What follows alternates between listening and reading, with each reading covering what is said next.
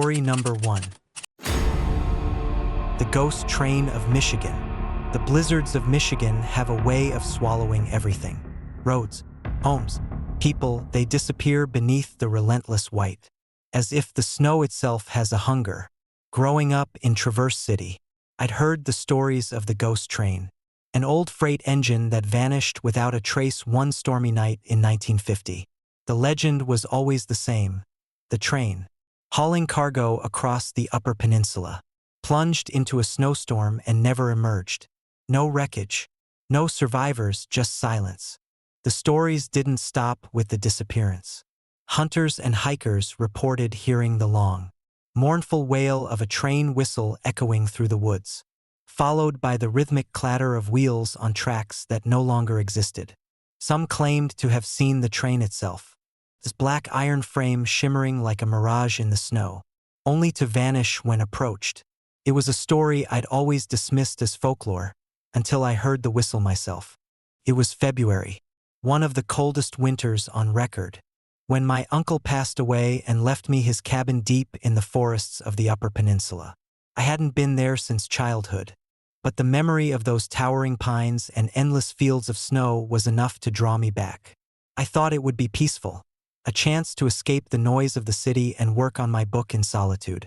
The first night, the cabin creaked and groaned in the wind, the sound unsettling but not unexpected. By the second night, the storm had rolled in, the wind howling like a living thing, rattling the windows and burying the world outside in snow. I sat by the fireplace, the glow of the flames casting flickering shadows on the walls, when I heard it, a train whistle. It was faint at first, barely audible over the wind, but unmistakable, long and mournful, carried through the storm like a cry for help. I froze, my heart pounding as I strained to hear it again. When it came a second time, closer now, I felt an inexplicable pull to step outside, to see for myself. Bundling up against the cold, I grabbed a flashlight and ventured out into the blizzard. The snow was knee-deep, the wind biting through my coat as I trudged toward the sound. The forest was a wall of white and black, the pines swaying under the weight of snow, their branches groaning like ancient bones. The whistle came again, louder and clearer, and I realized it was coming from the direction of the old tracks that ran through the woods a mile from the cabin. I should have turned back. Every rational part of me screamed to go inside and lock the door, but the sound was magnetic, pulling me forward like a thread tied to my soul. I reached the tracks, long abandoned, overgrown with weeds and barely visible beneath the snow, and waited. First, there was nothing but the wind and the crunch of snow beneath my boots. Then, I heard it, the clatter of wheels on iron, growing louder and louder until the ground beneath me trembled. My flashlight flickered, the beam slicing through the darkness. And then I saw it, a train. It appeared out of the storm, black as night, its headlights cutting through the snow like knives. The engine was massive, its iron frame glistening with frost, steam hissing from its sides as it barreled down the tracks. But something was wrong. The windows were dark, the cars empty, and the whistle that had drawn me here now sounded like a scream.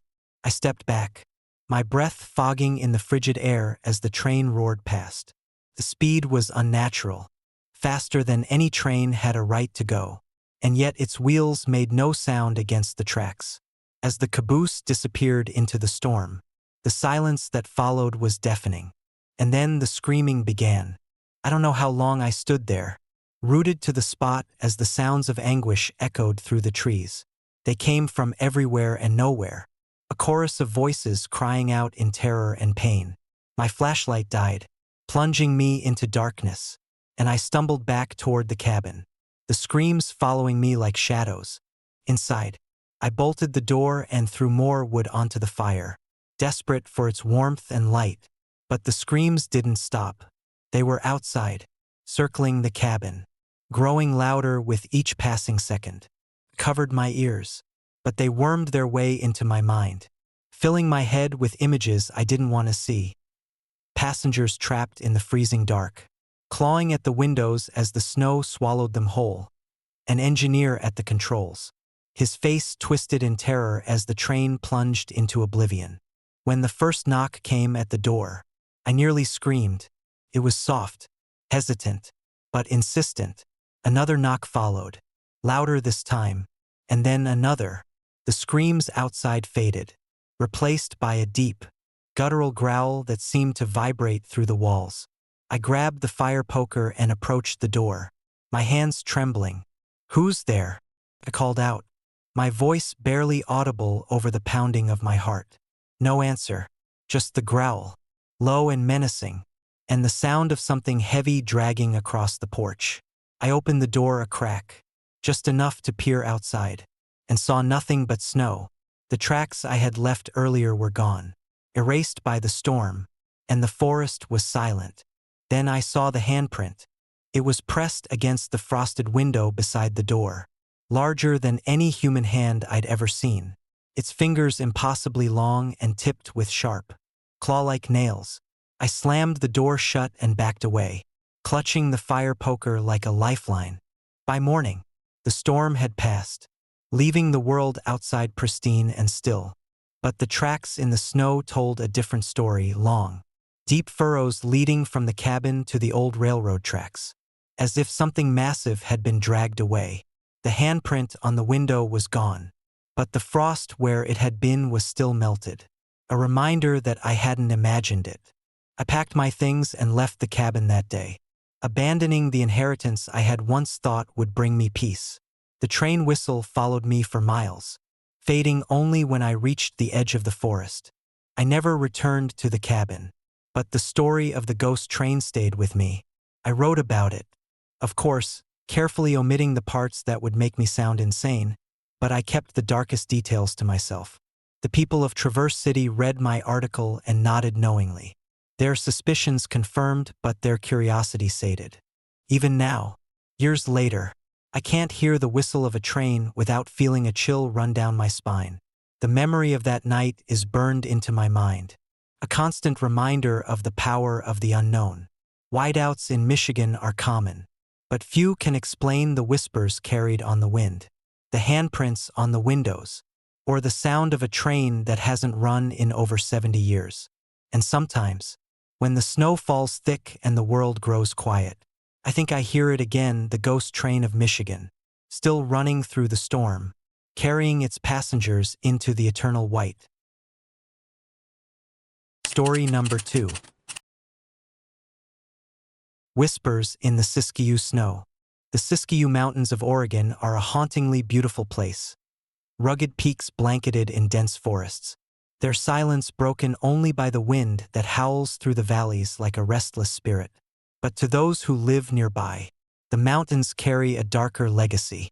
It's not just the harsh winters or treacherous trails. It's the stories, tales of those who ventured too far, who underestimated the wilderness, and who were never seen again. And then there's the Cowden family. I first heard about the Cowden case as a teenager growing up in Southern Oregon. The story had a way of creeping into conversations during storms. As the wind rattled the windows and the snow piled high, a family of 4, Richard and Belinda Cowden, along with their 2 children, David and Melissa, disappeared during a camping trip in 1974. Months later, their bodies were discovered in a cave, their deaths a grim mystery. Officially, it was a murder case. Unofficially, it was something else entirely.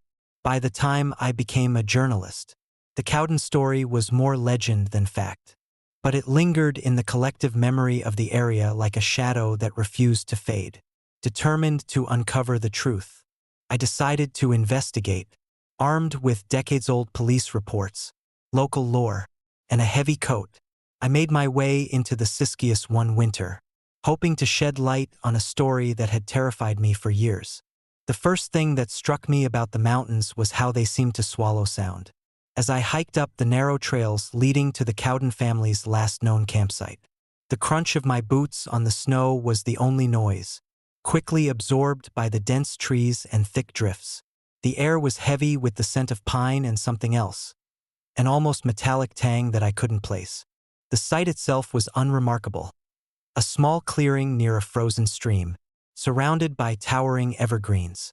But standing there, I felt an overwhelming sense of wrongness, as if the land itself remembered what had happened and wanted no part of it. I set up my camera and began documenting the area, noting the eerie stillness that seemed to deepen with each passing minute. According to the reports, the Cowdens had set up camp here during the Labor Day weekend. When they failed to return home, search teams found their campsite abandoned, tent still pitched, belongings undisturbed, but no sign of the family. It wasn't until the following April that their remains were discovered in a cave several miles away. The official cause of death was homicide, but the details were sparse, and the case went cold. As I explored the clearing, I couldn't shake the feeling of being watched. The trees seemed to close in around me, their branches forming skeletal fingers that reached toward the sky. The wind picked up, carrying with it faint whispers that sent chills down my spine. I told myself it was just the wind, but deep down, I wasn't so sure. That night, I set up camp near the site, determined to experience the Siskius after dark. The temperature plummeted as the sun dipped below the horizon, the stars emerging one by one to cast a pale light over the snow-covered landscape. The fire I'd built crackled weakly, its warmth barely enough to keep the cold at bay. It started with a sound, a faint tapping, like fingers on glass. I sat up, peering into the darkness, but saw nothing. Then came the whispers, growing louder and more distinct. They were fragmented, overlapping voices that seemed to come from everywhere and nowhere at once. "Help us! Please! They're watching!" I grabbed my flashlight, the beam cutting through the darkness as I scanned the area. The forest was empty, but the whispers persisted, growing more desperate with each passing second. My breath came in shallow bursts, visible in the freezing air, as I tried to steady my nerves. And then I saw them, figures, barely visible against the snow, moving through the trees. Their forms were shadowy, indistinct, but I could make out the outline of a man, a woman, and two small children. They moved with an unnatural grace, their heads turning in unison to face me. "Who's there?" I called out, my voice trembling. The figures stopped, their hollow eyes fixed on me. The man raised a hand, pointing toward the mountains, and for a moment, I thought I heard a voice, a low, guttural growl that seemed to reverberate through the ground. "Leave," it said. I didn't sleep that night. The whispers continued, ebbing and flowing like the wind, and the shadows seemed to move just beyond the reach of my firelight. By dawn, I was exhausted, but I was determined to find the cave where the Cowdens had been found. It was risky. Snow was expected to fall later that day, but I couldn't leave without answers. The trail to the cave was treacherous, the snow deep and unyielding. As I climbed, the wind picked up again, carrying with it that metallic scent I'd noticed earlier. When I finally reached the cave, I was struck by how ordinary it looked. A shallow hollow in the rock, barely large enough to provide shelter. But as I stepped inside, the temperature dropped sharply, and the whispers returned. The walls were covered in strange markings, faint scratches that resembled human figures. At the center of the cave, I found a small pile of stones, arranged in a deliberate pattern. Kneeling beside it, I noticed something gleaming beneath the rocks, a tiny locket, its surface tarnished but still intact. I picked it up, prying it open to reveal a photo of two children, a boy and a girl, their faces frozen in time. As I held the locket, the air grew heavy, and a deep, guttural growl echoed through the cave. I turned, my flashlight revealing the shadowy figure of a man at the entrance. His face was obscured, but his presence radiated malice, his eyes burning like embers in the darkness. "Leave," he growled, his voice a low rumble that seemed to shake the very ground. I stumbled back, clutching the locket as I fled the cave. The wind howled around me as I descended the mountain, the whispers chasing me every step of the way. I returned to town shaken but alive, the locket still clutched in my hand. When I showed it to a local historian, she confirmed what I already suspected. It belonged to Belinda Cowden. a keepsake she'd carried everywhere. To this day, I don't know what I encountered in the Siskius. Was it the restless spirits of the Cowdens, trapped by their violent end? Or was it something darker, something tied to the land itself? The answers remain elusive, buried beneath the snow and the shadows of the mountains. But one thing is certain, the Siskius remember. The whispers of the past echo through the trees, carried by the wind to those brave or foolish enough to listen. And sometimes, when the snow falls thick and the wind howls like a living thing, I think I hear them calling my name, a chilling reminder that some mysteries are better left unsolved. Story number 3. The Vanishing on Whiteout Pass. Whiteout Pass, Alaska, a name that sends a shiver through even the most seasoned travelers. Known for its treacherous terrain and relentless snowstorms, it's a place where nature reigns supreme, where the mountains seem to whisper secrets to the wind. Growing up in Anchorage, I heard the stories about the pass. The warnings passed down from locals who claimed it wasn't just the cold that killed, it was the land itself. But the tale that haunted me the most was the disappearance of a bus full of passengers during the blizzard of 1975. A school bus, converted into a makeshift shuttle, carrying 12 people through the mountains, disappeared without a trace. When rescue teams finally reached it, they found the bus intact, its engine still idling, but no passengers. There were no footprints leading away, no signs of a struggle, just an eerie, empty silence. For years, I thought it was just a cautionary tale, a legend to keep people from risking the pass during winter storms. But as a journalist specializing in unsolved mysteries, I couldn't resist the urge to dig deeper. That's how, nearly 50 years later, I found myself driving toward Whiteout Pass with a notebook full of old reports and a growing sense of dread.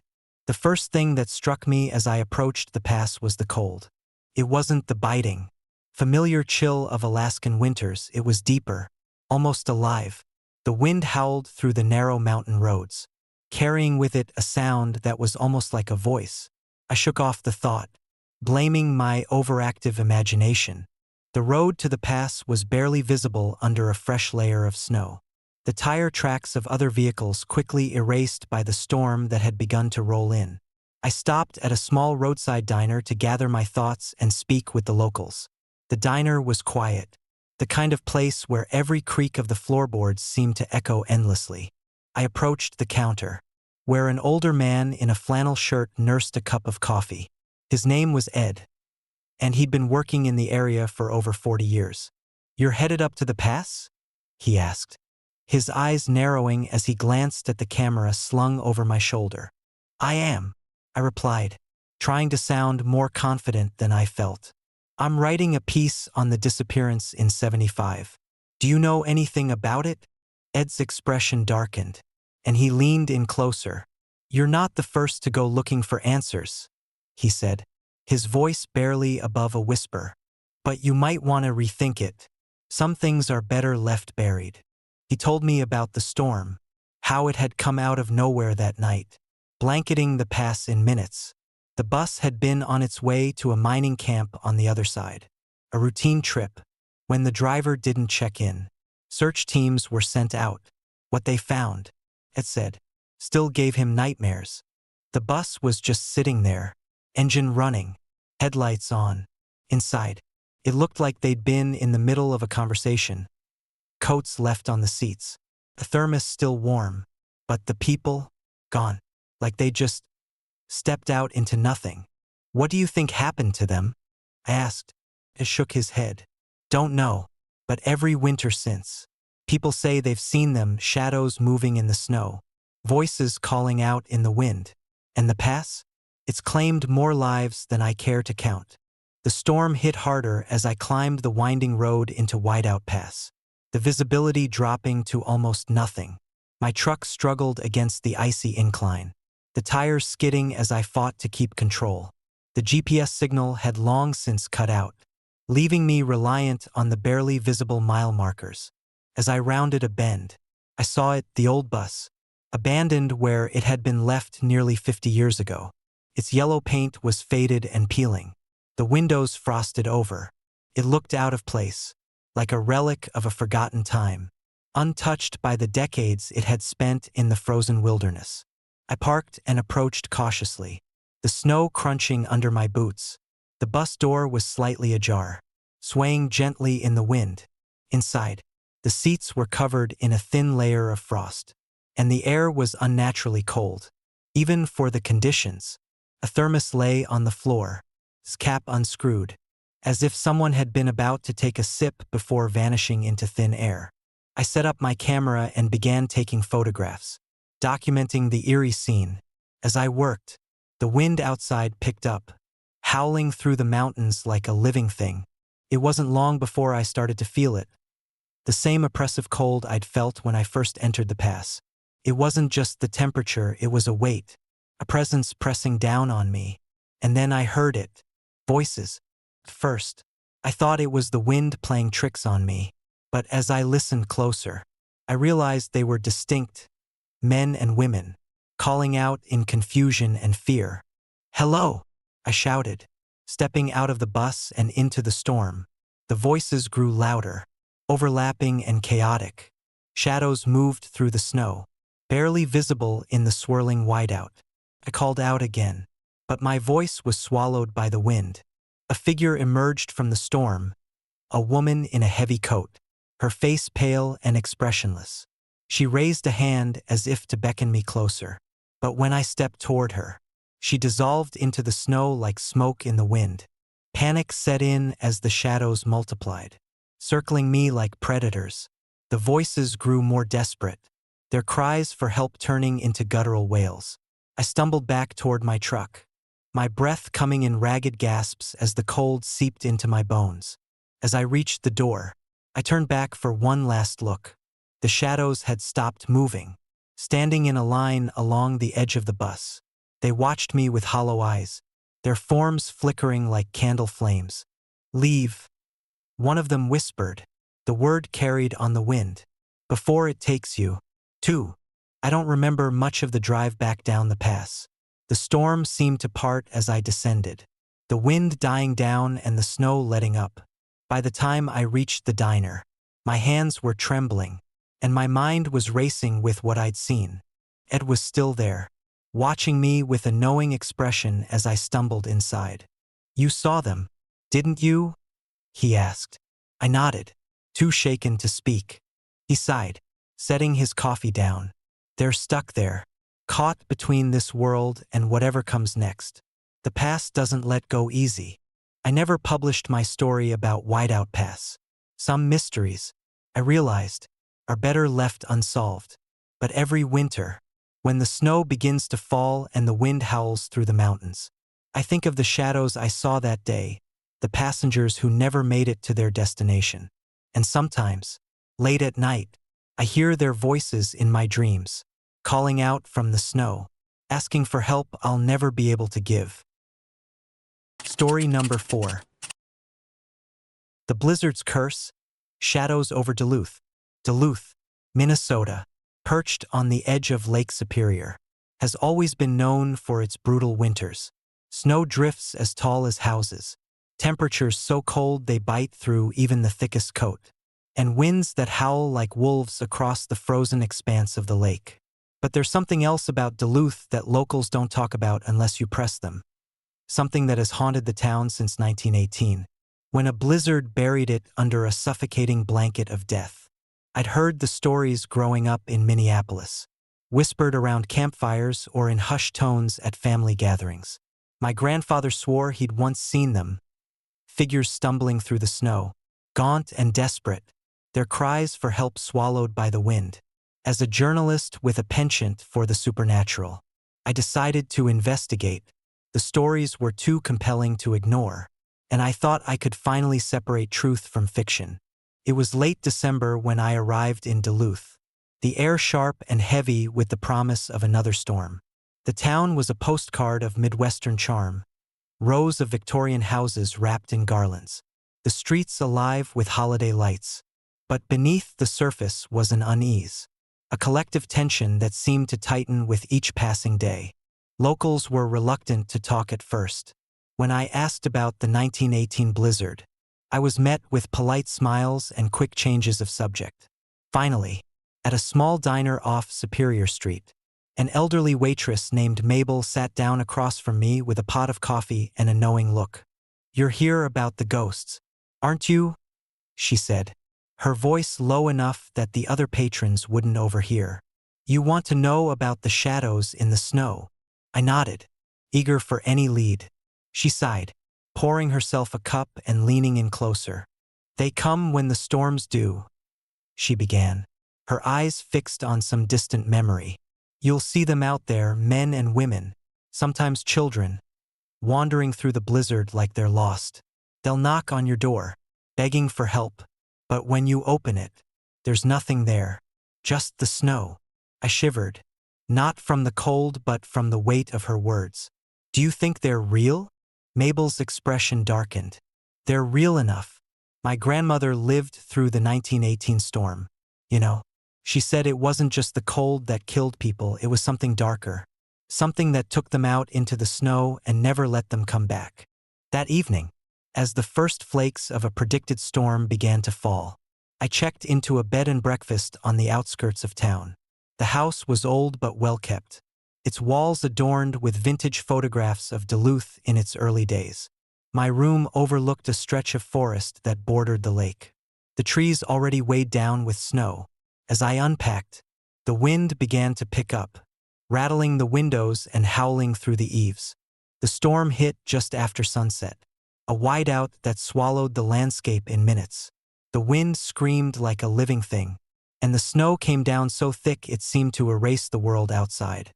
I settled in with my notebook, determined to document the storm and any strange phenomena I might encounter.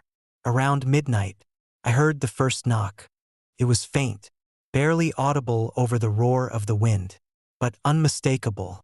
A slow, deliberate rapping at the front door. I froze, every instinct screaming at me to stay put. But curiosity won out. Grabbing a flashlight, I made my way downstairs, the old floorboards creaking under my weight. The knocking came again, louder this time. I reached the door, hesitating for a moment before pulling it open. The cold hit me like a slap, the wind tearing at my coat as I peered out into the swirling snow. But there was no one there, just the empty yard and the forest beyond, their outlines barely visible in the storm. I shut the door, heart pounding, and returned to my room. For the next hour, I tried to convince myself it was just the wind, a trick of the storm. But then it happened again, and again. The knocking, always at the front door, always vanishing when I opened it. By 2 a.m., I decided to go outside and investigate. Armed with my flashlight and a heavy coat, I stepped into the blizzard, the snow crunching under my boots as I scanned the yard. The beam of light revealed nothing but the relentless flurry of snowflakes and the skeletal branches of the trees. But as I turned toward the forest, I saw them, figures, barely more than shadows, moving among the trees. They walked with a strange, stilted gait, their heads bent against the wind. I called out, my voice swallowed almost immediately by the storm. One of the figures turned, his face pale and gaunt, eyes hollow and staring. It raised a hand, beckoning me toward it. I took a step forward, then another, the pull of that gaze almost hypnotic. But as I approached, a terrible sound cut through the storm, a low, mournful wail that seemed to come from the earth itself. The figure disappeared, dissolving into the snow like smoke in the wind. Terrified, I stumbled back inside, locking the door behind me. The knocking didn't return that night. But I didn't sleep. I stayed by the window, watching the storm and the shadows that danced along its edges. The next day, I met with the town historian, a wiry man named Tom who had spent decades piecing together Duluth's haunted past. When I told him what I had seen, he nodded gravely. "You're not the first," he said. After the 1918 storm, survivors reported seeing their loved ones walking through the snow. People they knew had died. Some said they even spoke to them, only to realize too late that what they'd invited in wasn't human. He explained that the 1918 blizzard had been more than just a natural disaster. It had been a perfect storm of desperation and death, trapping families in their homes, freezing travelers in their tracks. The death toll had been staggering, and many of the bodies were never recovered, buried beneath the snow until spring. "The land remembers," Tom said, his voice heavy with conviction. "And sometimes, it refuses to let go." I left Duluth a few days later, but the shadows of that storm stayed with me. I couldn't shake the memory of those figures in the snow, their hollow eyes and desperate cries. I wrote my article, recounting both the historical tragedy and the chilling legends that had grown from its aftermath. It gained attention, sparking debates about the intersection of history and the supernatural. But for me, the story wasn't over. Every winter, when the snow begins to fall and the wind howls through the trees, I think of Duluth. I think of the whispers in the storm, the knocks at the door, and the figures that move just beyond the edge of sight. And I wonder if, somewhere out there, the spirits of the 1918 blizzard are still wandering, searching for warmth that will never come. And sometimes, when the wind howls late at night, I think I hear them calling my name. Story number 5. Echoes in the Snow, The Curse of Donner Pass. The Sierra Nevada looms large in the collective memory of the American West, its rugged beauty hiding a dark secret beneath the snow-covered peaks. The Donner Party tragedy of 1846 to 1847 is a story that has haunted the region for over a century. A tale of desperate survival, unspeakable acts, and the restless spirits left behind. I didn't believe in curses or haunted lands. Not until the day I ventured into Donner Pass myself. I wasn't there for ghost stories. As a historian and amateur journalist, I was researching the westward expansion and the perils of manifest destiny.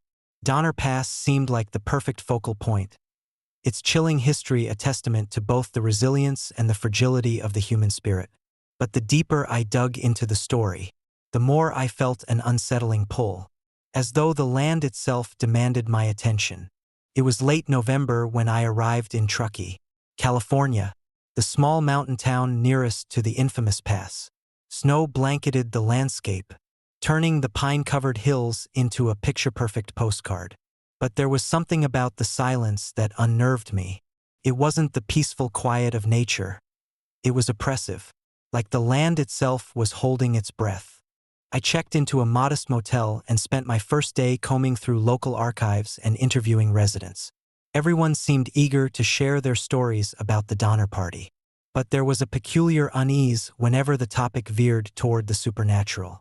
"You'll feel it," said Nancy, a lifelong resident and owner of the local diner. "The air's heavier up there, and if you stay too long, you'll hear them, the whispers. Don't ignore them. That's when they get angry." I laughed nervously, dismissing her warning as small-town folklore. But as I prepared for my trip into the past the next day, her words echoed in my mind. Armed with my notebook, camera, and a sense of skepticism, I set out early, determined to separate fact from fiction. The trail into Donner Pass was treacherous, the snow thick and unyielding underfoot. The air was biting cold, each breath a visible puff in the frigid air. As I ascended, the forest grew denser, the towering pines casting long, skeletal shadows on the snow. It wasn't long before I found the remnants of the Donner Party's encampment. A few scattered timbers, blackened by time and fire, protruding from the snow like bones from a shallow grave. I set up my camera and began taking photographs, documenting the eerie stillness of the site. The silence was absolute, save for the occasional creak of snow-laden branches. As I moved closer to the ruins, I felt an inexplicable chill, not from the cold, but from a sense of being watched. The hair on the back of my neck stood on end, and a faint whisper seemed to drift through the air. "You shouldn't be here." I froze, heart pounding. The voice was faint, barely audible, but unmistakable. I scanned the area, expecting to see another hiker or perhaps an animal.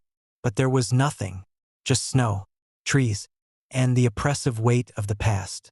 Determined to dismiss the experience as my imagination, I pressed on, exploring the area where the Donner Party had endured their harrowing ordeal. The snow seemed to grow deeper the further I ventured, and the light filtering through the trees took on an otherworldly quality, casting strange, shifting patterns on the ground. As dusk approached, I found myself standing near a large boulder that had once provided shelter for the desperate emigrants. I could almost hear the crackling of their fires, the anguished cries of the dying, and the hollow silence of those who had survived by committing the unthinkable. I set up my recording equipment, hoping to capture the stories of the land itself. The first sign that something was wrong came as the sun dipped below the horizon. The temperature plummeted, and the wind picked up, howling through the trees with a mournful wail. My flashlight flickered, and the shadows seemed to come alive, twisting and writhing like spectral figures emerging from the snow. Then, the whispers returned, louder this time, overlapping and chaotic. "Help us! Why did you leave me? They took my baby." I spun around, searching for the source of the voices, but there was no one. The snow underfoot began to crunch, not from my own movements but from unseen footsteps circling me. Panic surged through me as the whispers turned into anguished cries, and the air grew thick with an oppressive energy. Suddenly, the shadows coalesced into a figure, a woman in tattered clothing, her face gaunt and her eyes hollow. She raised a skeletal hand, pointing directly at me. "You don't belong here," she said, her voice reverberating through the frozen air. I stumbled backward, the flashlight slipping from my hand and plunging me into near-total darkness. The figures multiplied, spectral forms emerging from the snow, their faces contorted with pain and rage. They surrounded me, their voices a cacophony of sorrow and accusation. "You took from us. You forgot us. Feel what we felt." The cold became unbearable, seeping into my bones as the spirits closed in. I dropped to my knees, clutching my head as the whispers grew deafening. Images flashed before my eyes: starving children, frantic mothers, men driven mad by hunger and fear. The weight of their suffering was overwhelming, a torrent of despair that threatened to consume me. Desperate, I began to speak, my voice trembling. "I'm sorry," I said, over and over again. "I'm here to remember you, to honor your story." The cries began to fade, the shadows retreating as my words seemed to reach them. The air grew lighter, and the oppressive energy lifted. The woman's figure lingered for a moment, her hollow eyes meeting mine. "Don't let us be forgotten," she whispered before dissolving into the snow. When I returned to the motel that night, I felt both shaken and strangely at peace. The experience had been harrowing, but it had also given me a profound understanding of the tragedy that had unfolded in Donner Pass. The whispers of the past were not merely echoes, they were a plea for recognition, a demand to be remembered. Over the following weeks, I compiled my research into an article that not only recounted the historical facts but also explored the haunting legacy of the Donner Party. It was met with both acclaim and skepticism, but I didn't care. I had fulfilled my promise to the spirits, giving voice to those who had been silenced by time and tragedy. Even now, years later, I can still hear the whispers when I think about that snowy pass. They're faint, carried on the wind like a distant song. And when the first snow of winter falls, blanketing the land in white, I remember the faces of those I saw that night, their pain, their desperation, and their enduring plea: "Don't let us be forgotten."